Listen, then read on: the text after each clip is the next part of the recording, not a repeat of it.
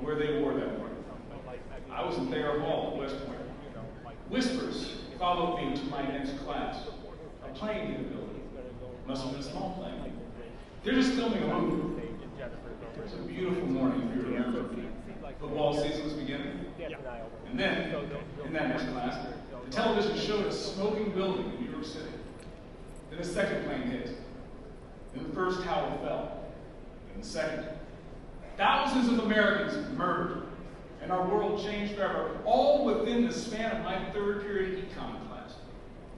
For the next hour, we sat in silence, staring at the TV like many of you did. Finally, Major Basso, our professor, who was also an Army officer, broke the silence. He told us, "You did not come here to become Rhodes Scholars, though we have many. You did not come here to become Division I athletes, though we have more. You did not come here to lead men into war, you came to lead them back out." And he said simply, "We're going to war, gentlemen." I was a sophomore. I just turned 20 years old. A few years later, we shipped off to Iraq. They told us if we fought extremism over there, then we wouldn't have to fight it here. My class at West Point has suffered more casualties than any other service academy class since Vietnam, and that's not counting the suicides. But since that time, left-wing politicians have opened our borders and squandered the sacrifices of a generation. Now extremism is no longer just on our doorstep, it's inside the house.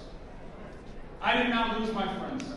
I did not lose my fellow soldiers overseas to surrender my country to anti-American extremists and leaders too weak to confront them.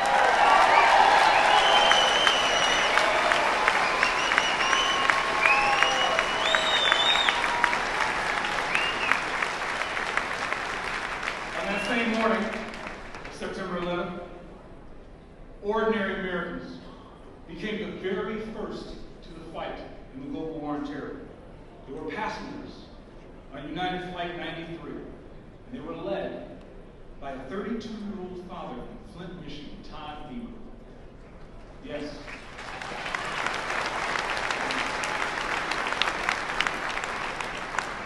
Todd was an account manager, a husband, a father of 2 young sons with a third baby on the way.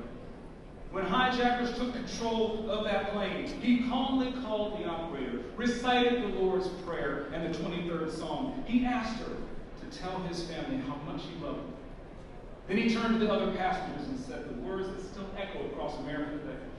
"Are you ready? Okay, let's roll."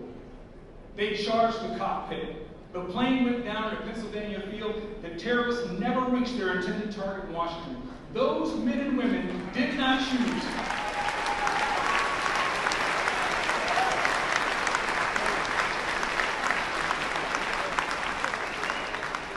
Those men and women did not choose the occasion to defend America. The occasion to defend America chose them. Michigan has and always will be the first to the fight. Our state flag has carried the word "to war, I will defend" since 1835. It's not just our motto, it's woven into our DNA. We stand on the shoulders of generations of Michigan men and women who said, "We will defend or die trying." And on that September 11th, they did both.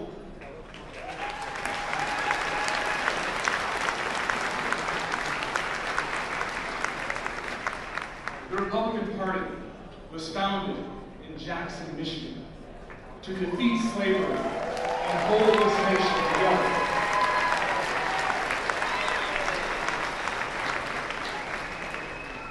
Today, fellow patriots, you are here to answer the call again, this time to defeat socialism and hold this state together.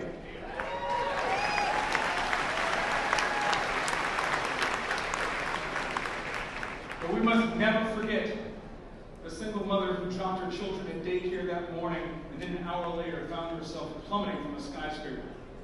Her last gesture of human dignity was holding her skirt down as she fell. Never forget what 2 planes did. Imagine what extremists can do with nukes. When they say death to America, you better believe them. When they say death to Israel, you better believe them. Oh, and by the way, history teaches us to beware of socialists who scapegoat Jews and those who are complicit in their hate.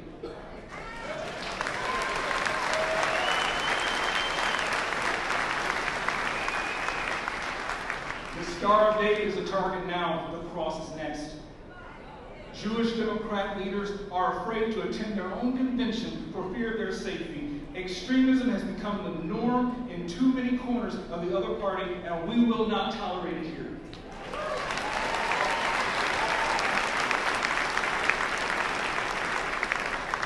It was 18 days ago, on the day of the primary here in Michigan, Abdel El-Sayed chose to campaign across the state. Chose to campaign across the state, featuring a man who said that America deserved 9/11. Jocelyn Benson, not to be outdone, says she stands with Abdul.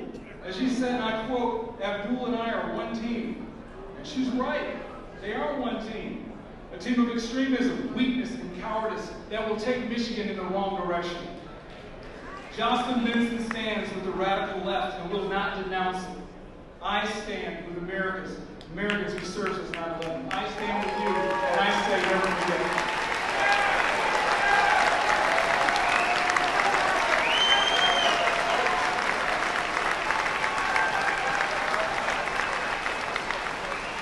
In this Republican Party, all are welcome, regardless of race, color, creed, black, white, gay, straight, male, or female, how you worship, where you were born. If you agree, obey the Constitution, assimilate with our culture, and ask not what our country can do for you, but what you can do for our country.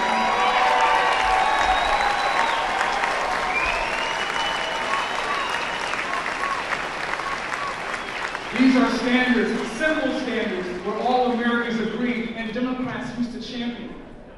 150 years ago, Lincoln warned us, America will never be destroyed from the outside. If we falter and lose our freedoms, because we destroyed ourselves. A century later, Reagan warned us, freedom is never more than one generation away from extinction. Freedom is not something we pass along to our children in the bloodstream. It must be fought for, protected, and handed on to them to do the same. The choice is as clear now as it was then. This isn't just about winning this election. This is about saving our republic.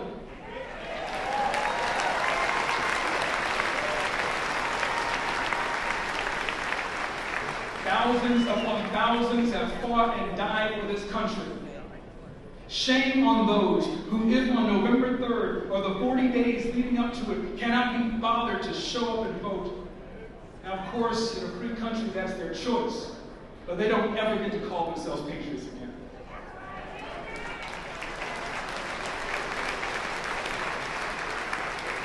For the patriots in this room, and for the millions who will stand up in defense of this nation and in defense of this state, are you ready to fight for this country?